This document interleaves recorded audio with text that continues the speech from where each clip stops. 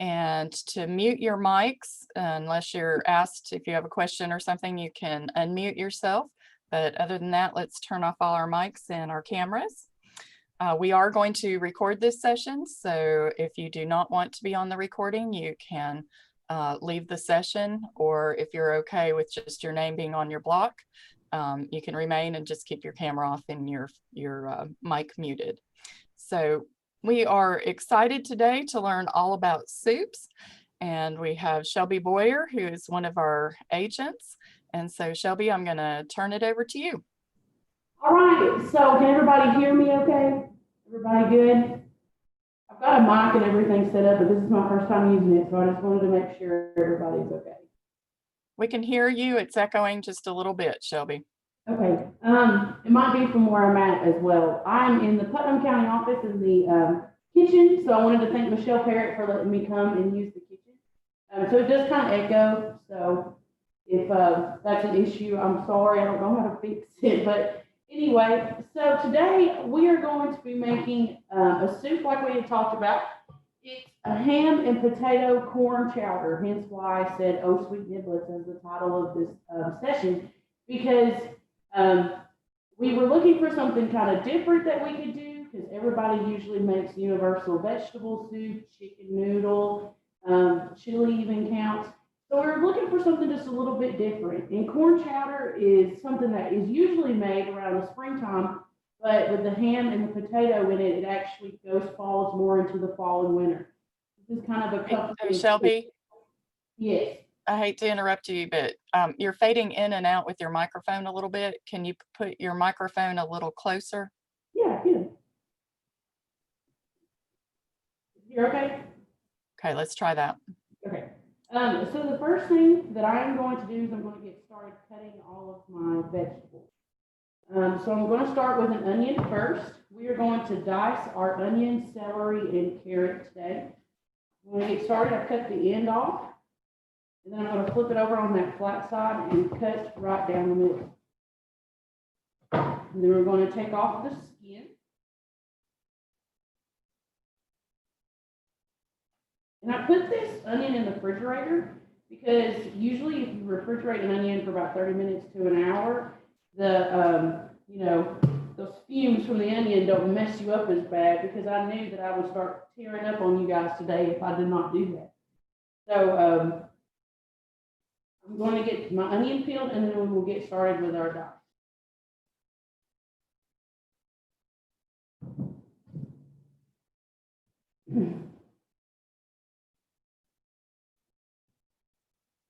All right, so I've got my onion flat side down, and I'm going to start just making little slices in here.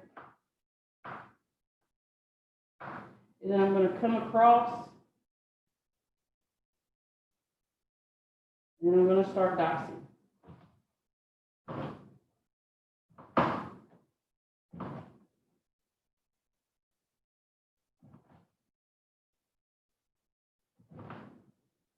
Then I'm going to turn it over. Just kind of like Whitney did on Monday when we watched her, so you guys should be okay.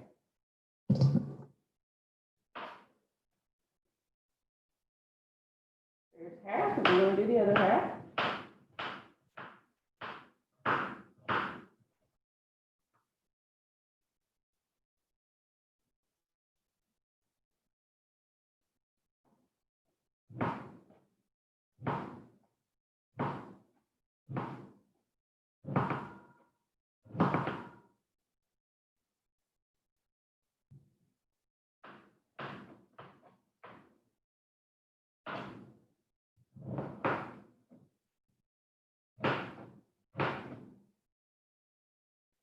All right, so I've got my onion diced. So what I'm going to do now is I'm going to put the heat on my pot, and I'm going to put in 3 tablespoons of butter, and I'm going to get it started melting. I'm going to turn my pot on to probably about medium, not all the way high just yet.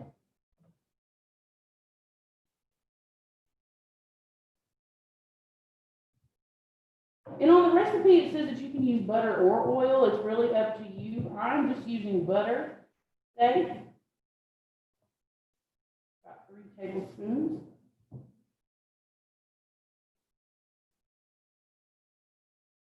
get that started melting in there.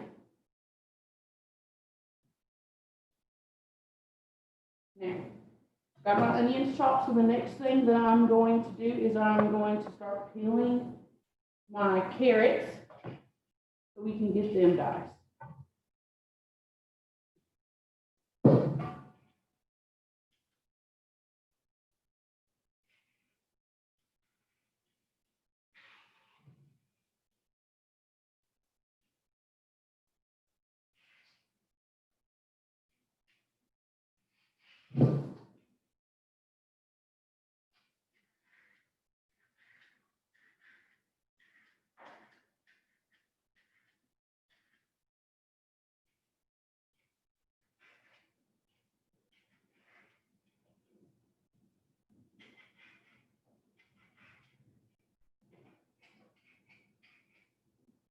Come on.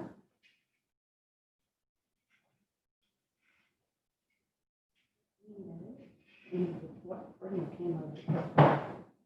So my sister's here to help me today, so she's going to be our camera woman. So I hope you guys are okay with that.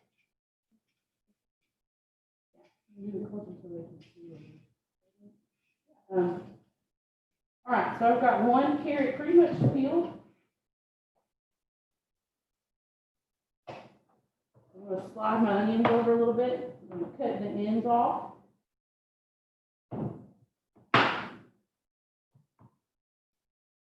And then to dice it, I'm going to cut right down the middle. And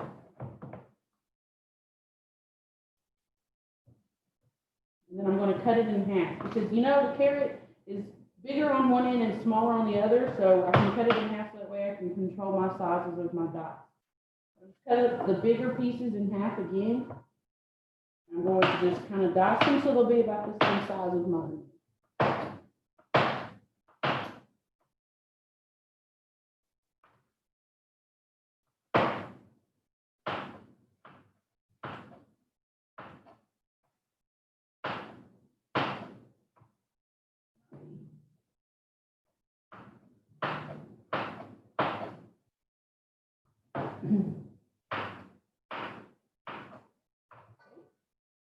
That's one, and then we'll get started on the other. If you want to, put in the chat box, what is your favorite soup to make during the winter time? Because I would like to see what everybody says, and so by the end of it, we can look. While we're cutting up vegetables, if you are following along. If you're cooking right along, just keep on going.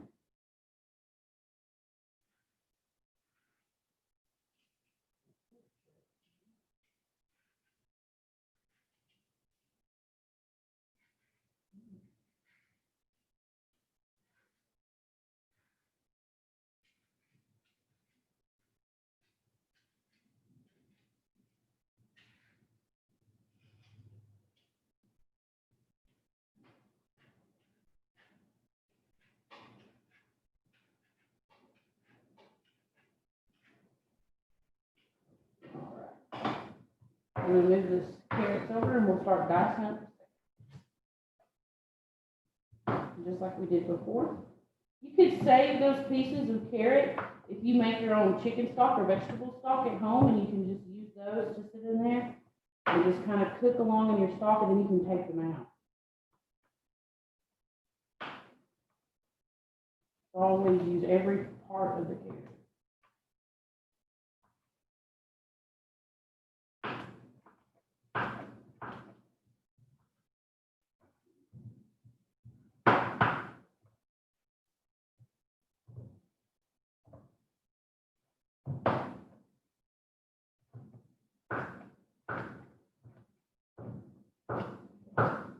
And all these vegetables cut up. This is the longest part. I'm so sorry, but it's fine. We will have a good soup at the end of this, I promise. Okay, so I've got my carrots and onion cut up, and my butter has melted in my pot over here, and it's starting to bubble up just a little bit, you can see. So what I'm going to do now is I'm going to add in my carrots and my onion, just so they can kind of start softening up. These are going to take just a little bit longer than celery, so that's why we're just going to go ahead and add them in right now. Hey Shelby, there's a question in the chat. Okay. If you use the small already peeled, how many would you use? What, can you repeat that one more time? I'm sorry. If you use the small already peeled, how many would you use? I would probably use about a cup or so, really just your preference.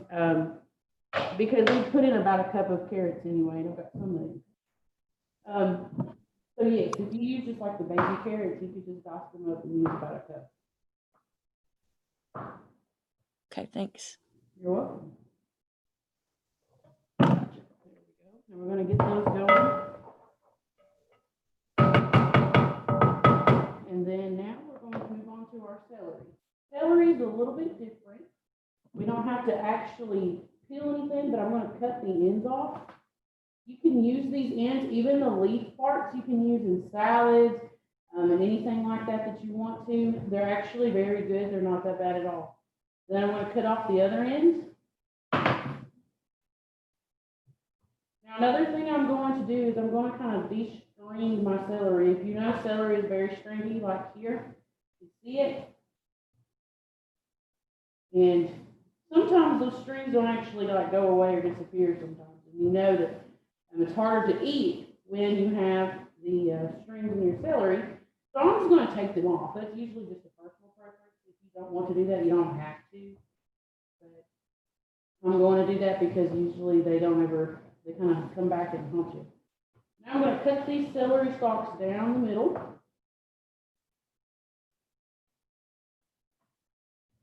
And I'm going to dice them up as well, about the same size as my carrots.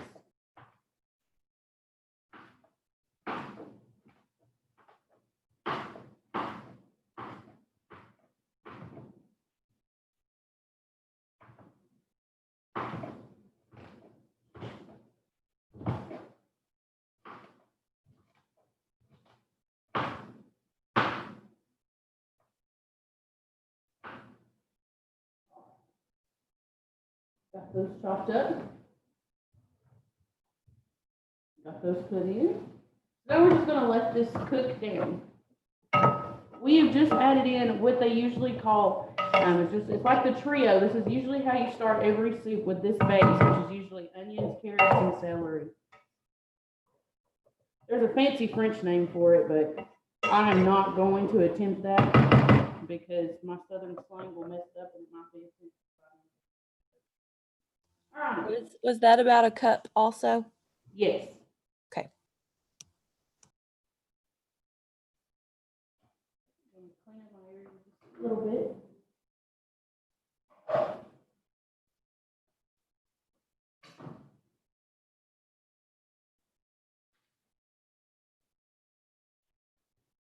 right.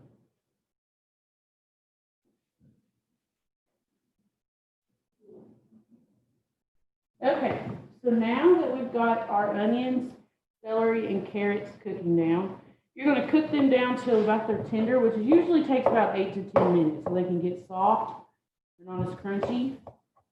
But one of the things that I'm going to do now is, one thing we're going to add to this recipe is ham. So usually, if you went to the grocery store to get supplies, if you're cooking along, you could have went to your local deli and you could have asked them for enough ham that's usually cut pretty thick. So you can make dices out of it, or you can already buy it pre-diced. And this is what I've got here. This is just a personal preference as well. You don't have to do this if you don't want to, but it's going to add a little extra flavor to your ham. Is I'm going to actually put it in the skillet and kind of just cook it for a little bit. Get this on about medium.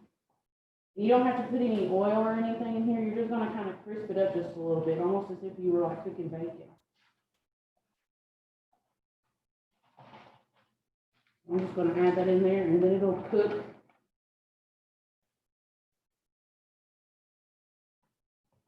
And it's not completely hot yet, but it'll be okay.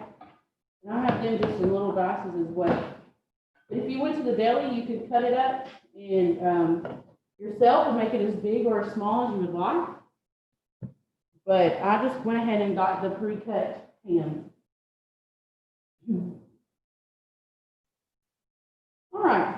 So those are cooking. What I'm going to do now is I'm going to start peeling my potatoes. Your recipe calls for about a pound, pound and a half of potatoes. I decided to use like Yukon Gold potatoes, but you can use any potatoes that you want. I'm just using the gold ones just because I like the flavor of those, and they're not as, they're a little bit softer compared to just like your regular Idaho potatoes, but they're still just as big. So a pound is usually about 3 potatoes. So we're going to do a pound and a half, and so that's about 5 potatoes. If you buy the 5-pound bag, or if you get them individually wrapped, you can weigh them. But universally, a pound is about 3, and I've got some pretty good size ones here. So I'm going to peel these up.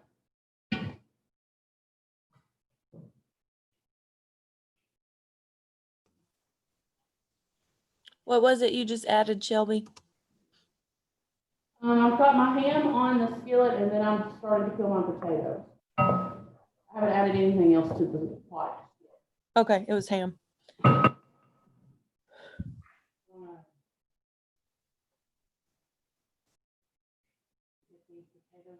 not going to peel all of them, just about 1 or 2 of them.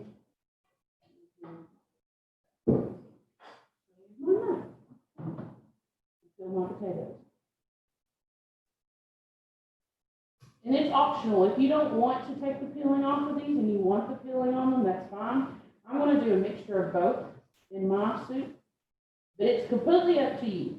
The skin has a lot of good nutrients in it that is completely fine if you want to leave it on, or if you just don't like the taste of it, then that is completely fine.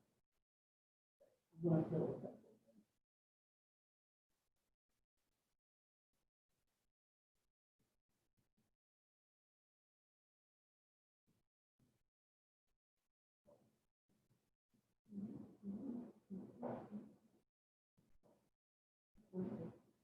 I know it's starting to smell really good in here. I love it. These past 3 cooking sessions that we've had so far on this, I wish that we've had smell-o-vision. And lucky for me today, I can actually smell it, but the first 2, I wish that we did. I don't know if anybody else does.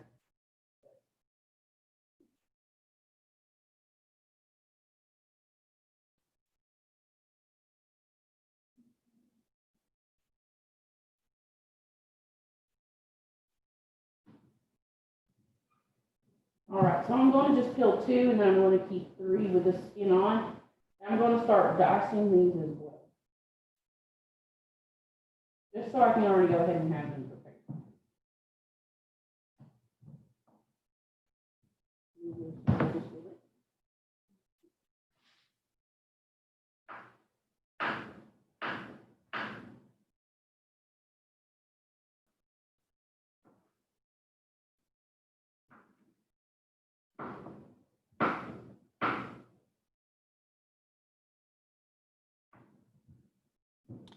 You're getting some compliments on how coordinated you are with peeling potatoes. Well, thanks. My mom taught me how to peel potatoes when I was younger, and my grandma, but they didn't use vegetable peelers. They just peeled with their hands. So I learned the hard way with a couple of nicks and cuts along the way, but I got it.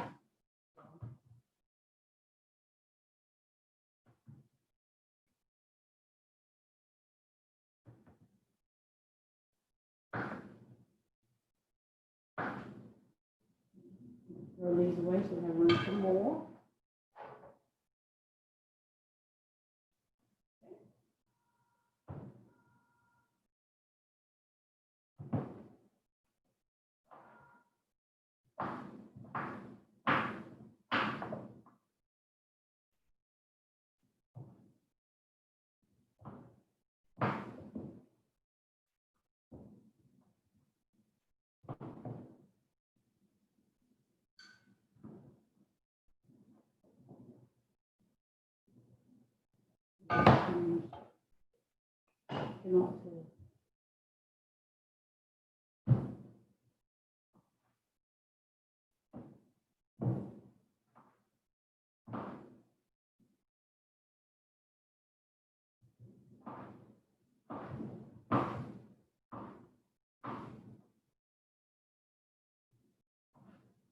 All right, we've got 1 more potato left, and then we'll finally be done with all of the cutting. One white potato there.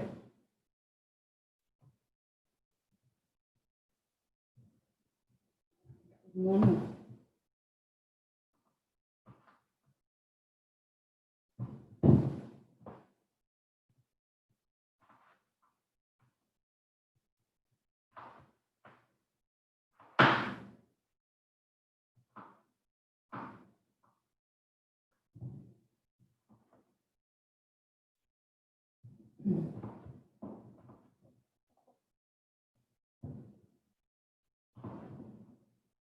All right, let me check on our vegetables over here. They're looking really good. You can start to see that the onions are becoming translucent, which means that you can just see through them basically. And they're all starting to shrink down a little bit. We're just gonna let them go for a couple more minutes. And then we will start preparing everything else that we are gonna add in here. So before we add in our potatoes to our soup, we are going to add or make kind of like a roux, which is when we're going to add flour in here, and then we're going to kind of, which is going to thicken the soup, and then we will add milk and chicken stock to it. So that way it'll be thick, but it's not going to taste floury or anything like that. So we're just basically making a roux in here, and the butter will act as your grease for that roux. So just be ready to do that when you add your soup, because a lot of times when you make soup, you either are going to thicken it on the stove, or like if you make it in the crock pot, there is some potato soup recipes that you can make the thickener and then just add it in. And that makes it for the thicker, heartier soup that we're looking for today with the chowder. But then of course, you know, some recipes do not do that as well. It just really depends on what kind of soup you're making. But if it's a thick soup, just like a chowder, then we are going to have a thickener of some sort. Today ours, of course, is flour.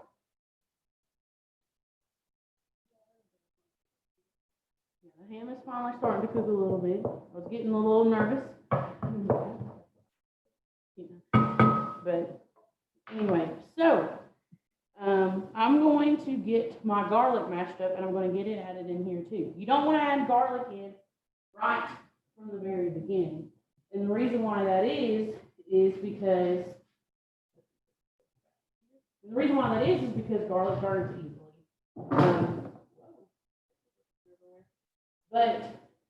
And I promise you this countertop is clean. Make sure that it was clean. So, of course, I knew that I was going to mess up like this. So that way I would just don't have to worry. But anyway, so garlic burns easily. And it was so funny. I was doing a cooking class with my 4-Hers, and they didn't think that it did. We were making homemade pizza sauce. Sure enough, I had 3 garlic burns that day. All of them kind of got the garlic and the oil going, and then it got too hot. So then they learned the hard way. So that's why we add garlic later. We're going to just add in probably about 2 cloves of garlic. I've got a bowl of garlic here, and then the cloves just kind of come off of it. So I'm going to grab 2 cloves of those off this bowl here. And then the next thing I'm going to do is I'm going to take my knife. I'm going to clean it off real quick. I'm going to take my knife and I'm going to smash the garlic down. That way you can get the peeling off of it. So I'm just going to kind of like that. Just like that. That way it loosens that peeling and it'll come off easily. You don't have to worry about peeling it yourself. And this just kind of gets it going for you. I didn't want to smash it too hard. You know, on the Food Network, if you watch like Rachel Ray or Paula Deen or any of those, they smack that part on there, but I'm not doing that today. So then, what I'm going to do now is I've got a garlic press. You just put your garlic cloves in there and you press down, and it'll come out on the other side. It almost looks like a grater, if you see. If you don't have this, it is completely fine. You can just mince it up or if you want to, but I just have got this because it's easy to work with and it's very nice, so that way you don't have to mince your garlic by hand. So I'm just going to press my garlic in there. Brenda thought she was watching Food Network. Who did? Brenda. Oh, Brenda, you sweet soul, thank you. I hope everybody heard that. doing great and it looks delicious. I'm gonna add in my second one. Thank you, guys. I'm gonna add this in. Press all the way down. And all my garlic comes out. It's so nice and handy. All right, so I'm gonna stir my garlic in. I'm gonna let it cook for a little bit. And you notice, as soon as you put it in there, it instantly starts to kind of become brown. But you can smell it too. It smells so good. I love it when garlic hits the pan. It just pulling in my inner Rachel right today because she loves the same thing. All right, so now I've got my garlic in there, so my vegetables are cooked and they're tender. So the next thing that I'm going to add in is my thyme and flour. I'm using dry thyme today, but if you have a little more time on your hands, get the fresh. I don't have any, but I'm going to use dry and it's still just going to be the same. So you are going to need a teaspoon of thyme. It smells so good. You are doing just fine. Everybody's getting all the angles. You're good. All right. I've got a teaspoon of thyme going in there. I want to stir that around. And it smells good too. It's all smelling super good. And then I'm going to add in 1/4 cup of flour. I'm using just like regular all-purpose flour, but if you have a gluten allergy or something like that, there's other options such as rice flour that you can use. And that is for the ones who have the gluten allergy. But if you don't, you can just use this flour, whatever flour you prefer. I'm going to add that in there. I'm going to get it mixed around in there with my onions, my garlic, and all that other stuff. This is going to cook down for a couple minutes just until it kind of turns brown. Because you don't want to add the liquid as soon as you add the flour in there, because if you do, then you're going to have that flour taste. And it'll be kind of gummy and it won't taste as good, and you'll be able to taste the flour in there. I'm going to let that cook down for a couple minutes. So while that's cooking, it takes just about 2 or 3 minutes. I'm going to start getting things ready to add my liquid in. So I've got my liquid measuring cup here. And the first liquid that you are going to add in, of course, is chicken stock. We're going to add in about a couple of cups of chicken stock, 2 cups to be exact. You can use chicken stock, chicken broth, whichever. If you want to use like vegetable broth, if you're vegetarian, you can use that too. This is just what we're going to add in, and we're doing chicken stock today. But it's really up to you. The recipe said that you can add either chicken stock or ham stock. I could not find ham stock at my grocery store, but if you do and you want to use ham stock to add a little extra flavor with your ham, then that's completely fine. All right, as I'm stirring, I'm going to slowly add this in. We love the measuring cup. Where did you get that? Michelle Parrott, actually, no, not Michelle, but I got this, I think she might have got me something like this, from Pioneer Woman at Walmart. I got married a little over a year ago, so it's Pioneer Woman Central at my house. Yes, love that stuff. I do too. All right, and then we're going to add in the other, and you see in the pot that there is liquid.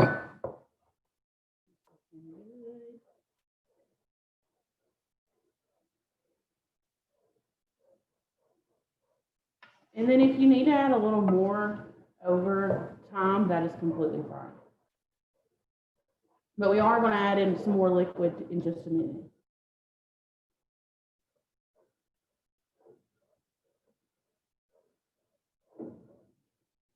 So I got the glaze. The reason why you slowly stir it in there is you kind of want to deglaze the pan as you go. So all the butter, the flour, and the herbs that we put in here, kind of want to make sure all of that gets off the bottom. That way it can go in your soup. So we got that in there. I'm going to move my ham around just a little bit in my pan because it's starting to heat up. Looking nice. Those little ham dices go everywhere, so just be Careful when you're stirring.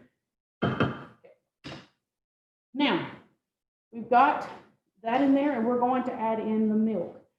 And I'm going to turn my heat down just a little bit because it's starting to bubble. So, on your recipe, it calls for 2 cups of milk or heavy cream. You can do either or. I wish I could, especially in this rain that we're having today. But you can do milk or heavy cream. I'm going to do a cup of milk and a cup of heavy cream. Heavy cream is super thick. We all know that. So I'm going to counteract that just a little bit with milk. But you could do either or. I just like both, so I'm going to do a little bit of both. It's really your preference. My hands are wet. I'm having issues opening my gallon of milk here.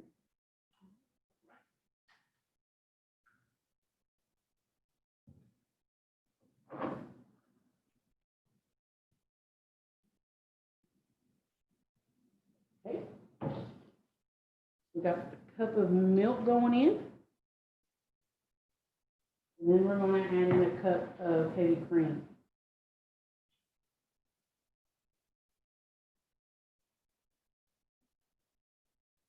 Make it extra creamy. I like this. There we go. Oh, here you go. All right. Got that in there. I'm going to set these off to the side. And then after you add in your milk, we're going to add in our potatoes. I'm going to stir my milk in. Then I'm going to add in some of my potatoes. These are a little bit big, so I might have to cut as I go, not realizing it. It's all part of the experience. If you do this and have it all exact, but that's okay. We're fine, you know. All right. So now I'm going to slowly add in some of my potatoes here.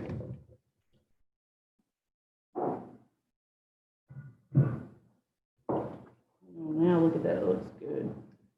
All right, so now we've got all of our liquids added in here with the potatoes. So what we're going to do now is I'm going to turn my heat back up. And you want to bring this to a boil, and then you're going to simmer it, or turn the heat back down and simmer it for about 10 to 12 minutes. And the reason why that is because you want to make sure that your potatoes get cooked. It might take a little bit longer than that, just depending on the size of the potato. I cut mine up just a little bit bigger, but it'll cook here in this liquid. So just give it time to do that. We got our ham still going, because this can cook up until the point when we add it into the soup, but it won't be for just a little bit. So I'm going to kind of clean my area, kind of get things back cleaned up and ready to go. So if you have any questions or anything so far, you can put them in the chat and we'll answer those. And if not, you can just kind of get you a little snack, or if you're eating your lunch, kind of a little refuel. But I'm going to just clean my area first. I had a question asking if you deliver. What? You do delivery? I wish. If you pay me, I'll come and cook it. I'll DoorDash or whatever it is. And Shelly loves your cookware. Oh, thanks.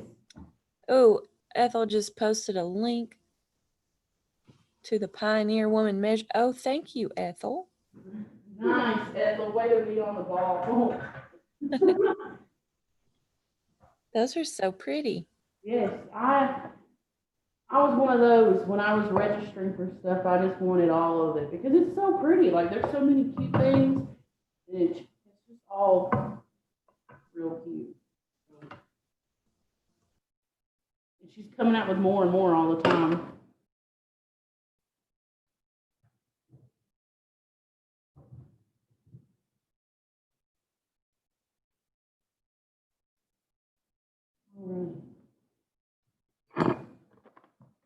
It's a great Christmas gift idea. Yes.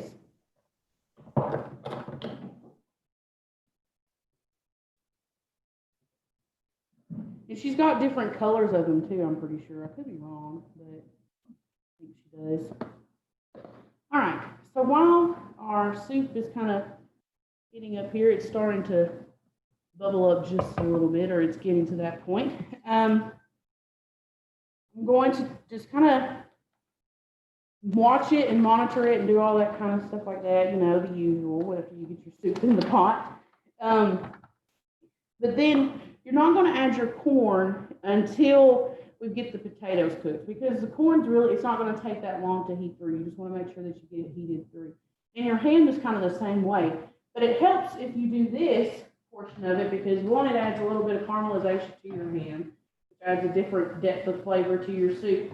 And then, you know, it just kind of helps the process up when you're cooking your ham and kind of adding it in as you go. But you don't have to add ham to this. You can add bacon to it if you wanted to, besides ham. You can cut up a few slices, and you can actually use that as your grease when you're starting the base of your soup. So if you cook a few slices of ham in your pot or bacon in your pot, you can just leave that grease in there and then start adding in your vegetables, because it'll serve the same purpose as your butter. This recipe, as I was reading about it, there were so many different things that you could add to it, take away from it.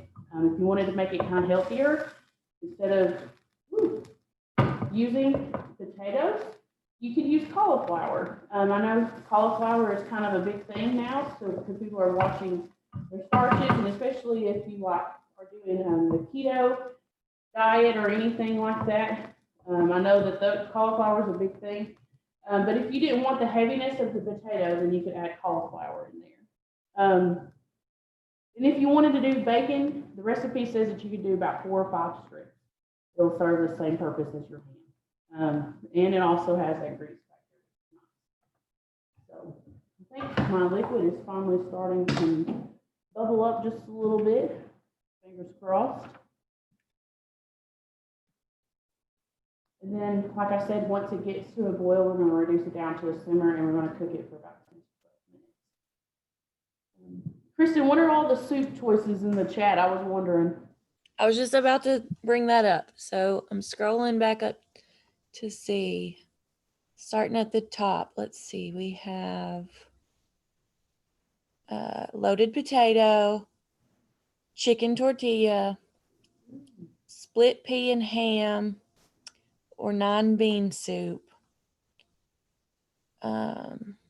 broccoli cheddar and loaded potato, split pea with ham, got another vote there, butternut squash soup. That's a good one, yeah.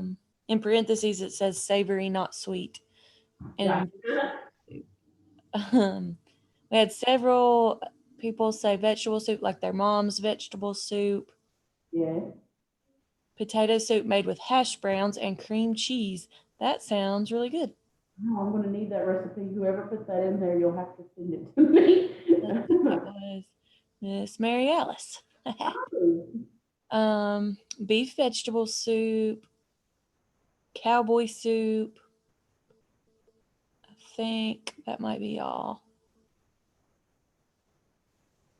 Those all sound super good. I love soup season. You know that we're getting into that because of the fall, winter weather. I knew, like, once it dropped down to like 50 or 55 degrees, we made soup and chili at our house. So I know that everybody else is doing it. Oh, we got a creamy asparagus soup. Oh, I've never had that before, but I love asparagus. So Me too. good. There's so many different soup recipes out there. People are starting to do like more and more. Like I love the cheesy tortellini soup, or like the lazy lasagna, which is almost like lasagna soup. We've had that before. All of those are super good. I like those ideas. Yep. Got a wild rice and mushroom. Oh, that's a good one.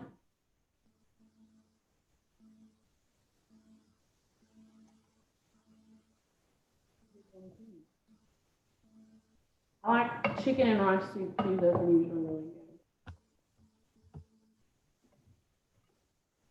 good. Okay, now my liquid is kind of started boiling a little bit. I'm going to turn my ham down to low because they're starting to caramelize and cook up. And there's some pieces of ham that are kind of like popping out of the pan. My dad, when we were little, and he would cook like bacon or ham or anything in the skillet, and it started doing stuff like that, he would be like, show me that pig's dancing out of it or whatever. So that's what I always think of when I see that. So I don't know if anybody else's parents had ever told them that before, but that's what my dad told me. So I cut it down to low so that way we can just kind of control it just a little bit. The soup is boiling. And once the soup starts to boil, you want it to let it boil just for a couple seconds or a couple minutes, however you want to, just until like when you stir it, the boiling doesn't stop, if that makes sense. It's a continuous rolling boil when you're stirring it, and we're almost to that point. And then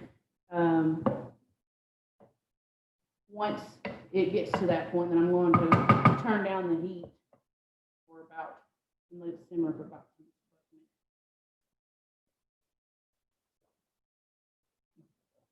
But it's looking good. It's smelling so good. So I'm super excited to taste this. And then after we get this started simmering, I'm going to talk just a little bit to you about different types of soup and what are identified as soup and what is not, or the differences between soups, stews, anything like that. And we'll talk about those in just a minute. Because anything goes. And a turnip green and ham soup. That's a new one. And the creamy asparagus soup is in the Tucker's Crossroads 100-Year Club cookbook. Where is Tucker's Crossroads? Maybe I should know, but I don't know.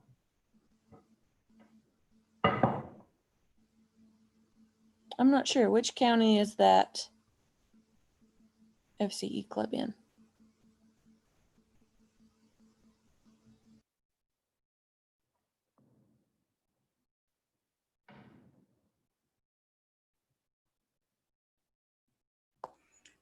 Tucker's Crossroads in Wilson County. Oh, I should have known that. I feel like I should have known that. I'm gonna have to get one of those so I can have that recipe. Maybe Shelly could hook me up with one.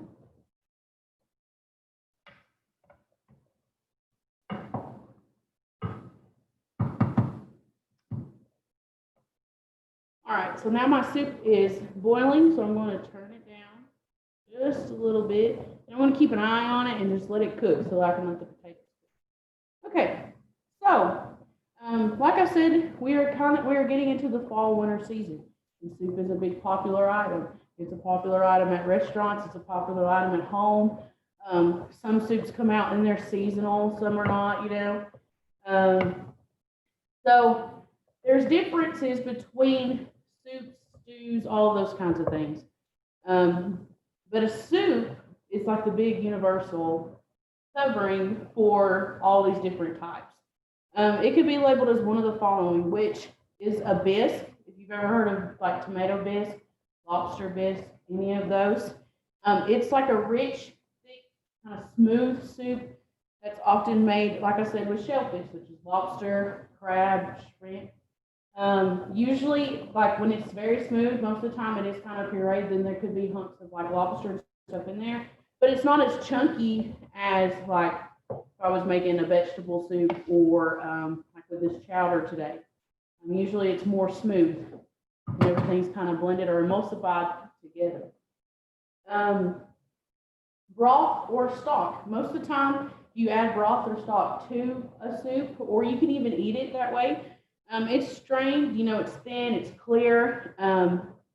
It's just a liquid, and it's usually made with meat. So like if I made homemade chicken stock, I would put chicken bones, pieces of chicken maybe in there, big hunks of like carrots and onions and celery and any other vegetables and those kinds of things, and some different herbs. And that's when you can put, you've seen before where they tie herbs together. I don't know the exact name for that, but it's just a big cluster of herbs, and you can put like your bay leaf in there, your thyme, your rosemary, all of those things. And you can take everything out, and it's just, and you strain it, and it's just a liquid. Kind of like what we poured in with our chicken broth today. Or if you wanted to, you could even eat it as a light course that can be enjoyed on its own. I know a lot of the times when we hear that we have to eat thin, clear liquid, we associate it with things that are really not that great, such as medical procedures and things along those lines. But there's some soups that are made like that, that you can enjoy. Like, for example, if you go to a Chinese restaurant or like a hibachi restaurant, and usually, before they actually start cooking the chicken and the vegetables and the fried rice, you usually get a choice of soup or salad or both. And the majority of the time when they bring it out, it is just like a clear broth. It's called like miso soup or something like that, I think. And it may have like one of those like French, like the fried onions, just one of those, and then or like some green onion chopped in there. It may be like a dried mushroom or just a little thin slice of mushroom. That's an example of like a broth or a stock. A bouillon can be an example of the soup. It's basically the same as the broth, but it refers to like a commercial dehydrated product, such as the granules or cubes. You can use those a lot to create a broth soup.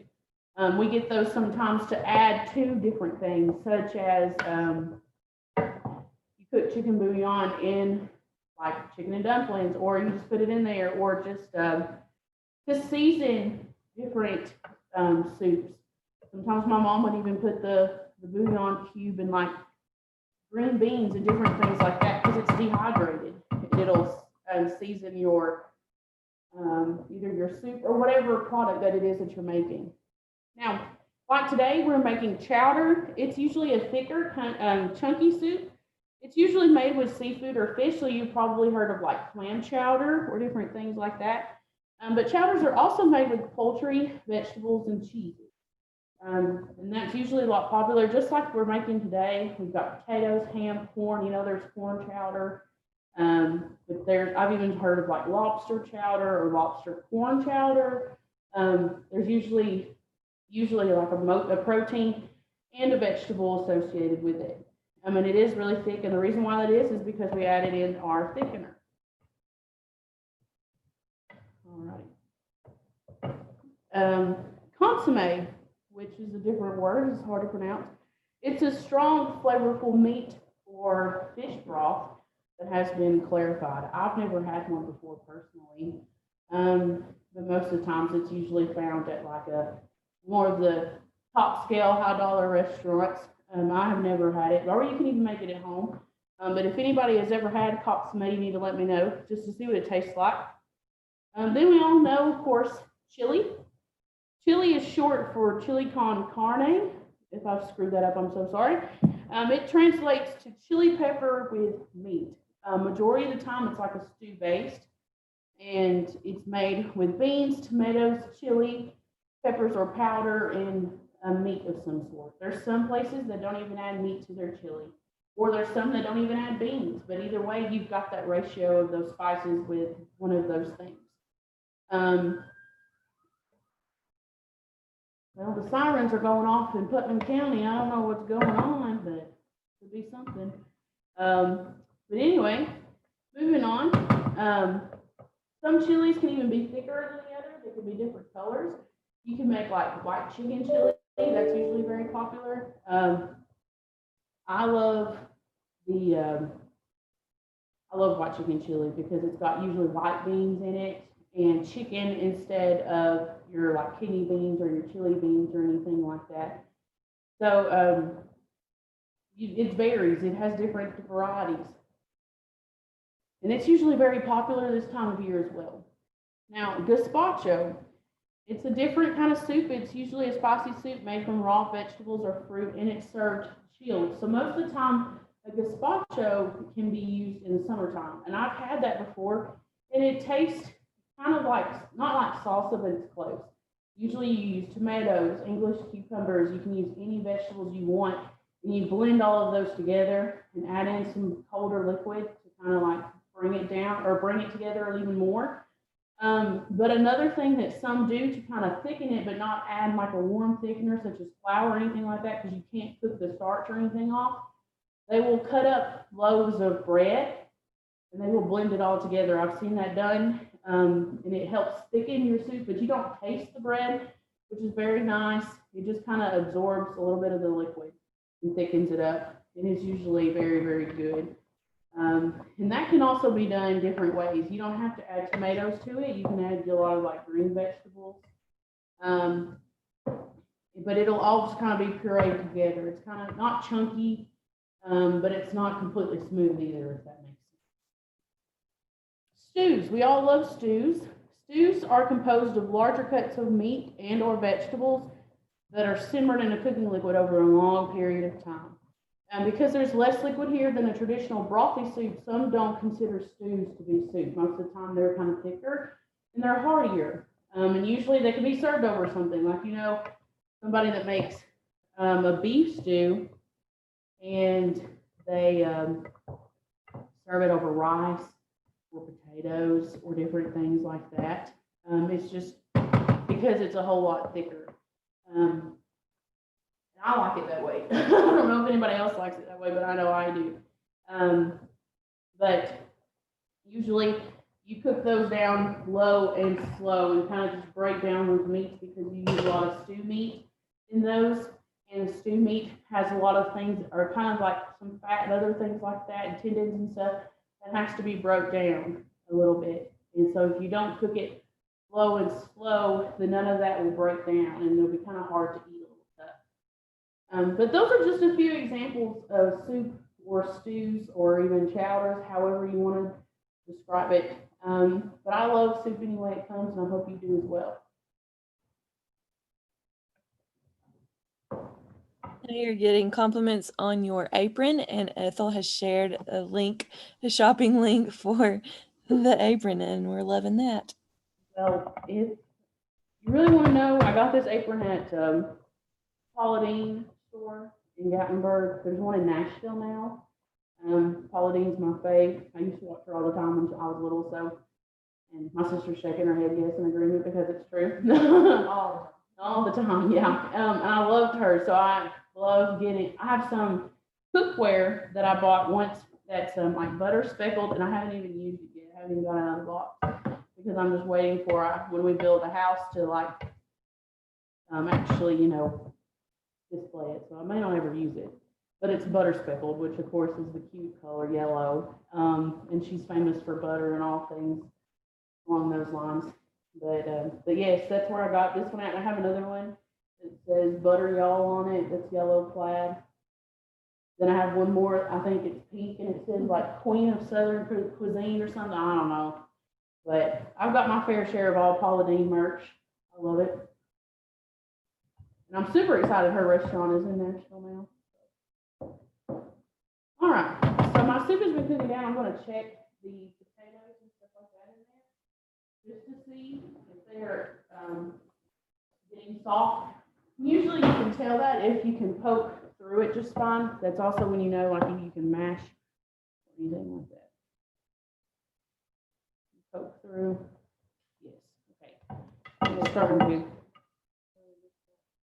Do you want me to do another one so you can? It's totally on the computer, my bad. There we go. So you can cut through it, and it kind of comes apart. That's when you know that your potatoes are kind of cooking down.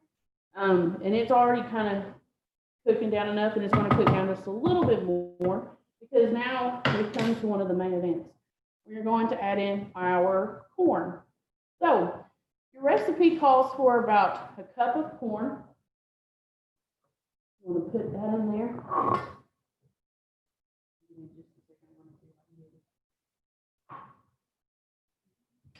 Lid off the corn. Sorry,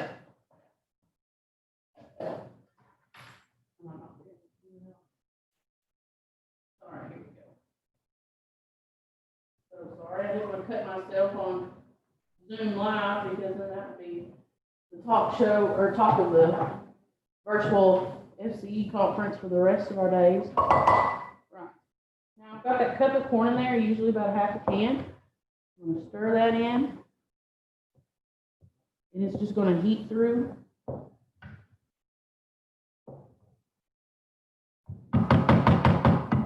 Another thing that I want to add in is our 8 ounces of ham. And you see we cooked that ham. It's kind of caramelized and it's looking good. got that in there. I'm gonna kind of heat that back through. Alrighty, it's looking good and chunky. I'm gonna add just a little bit more of salt, just a touch. All right, there we go, just a splash or so. I'm gonna get that stirred in and let that heat completely through. While I'm doing this, I'm gonna add in some salt and pepper as well. A little, just to taste, I'm gonna add just a spoonful, maybe a couple. Because there's ham in here and other salty things going on. Then I want to add in some pepper.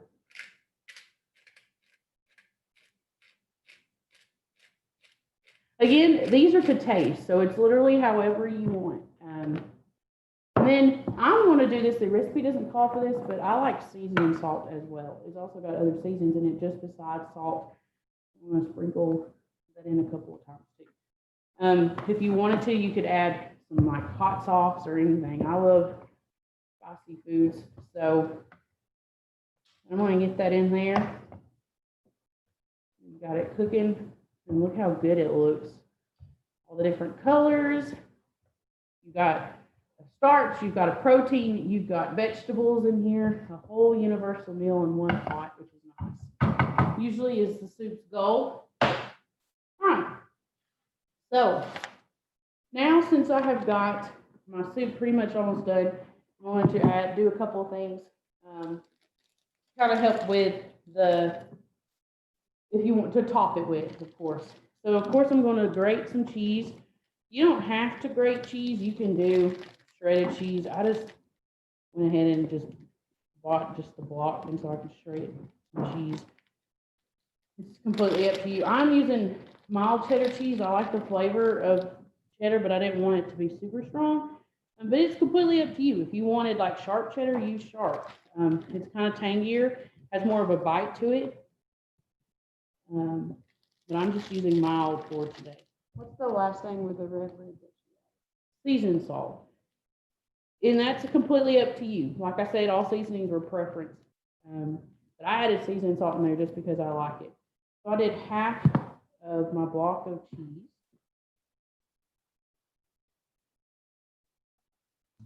I do want to say while we are on here, so I know we've been referencing and showing some different brands and things, but I do want to say that UT Extension does not endorse any particular brand.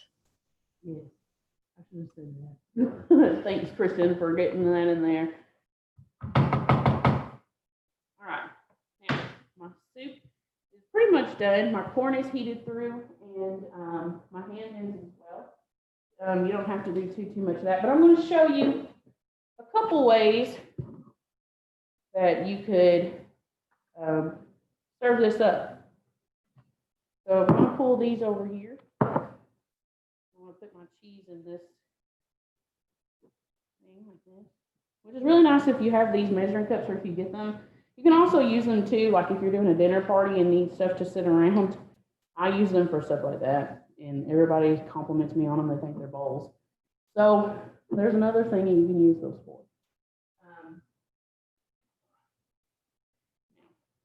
I'm going to get this kind of wiped down.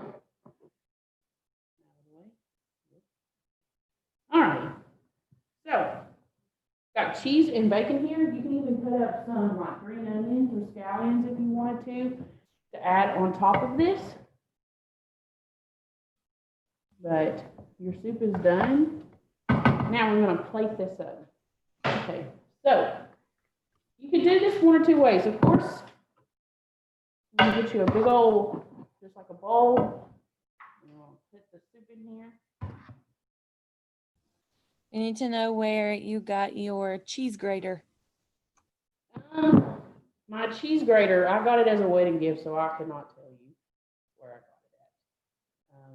Somebody had gotten that for me, but I think they even had ordered it probably from like Pampered Chef or something like that. I could be wrong though.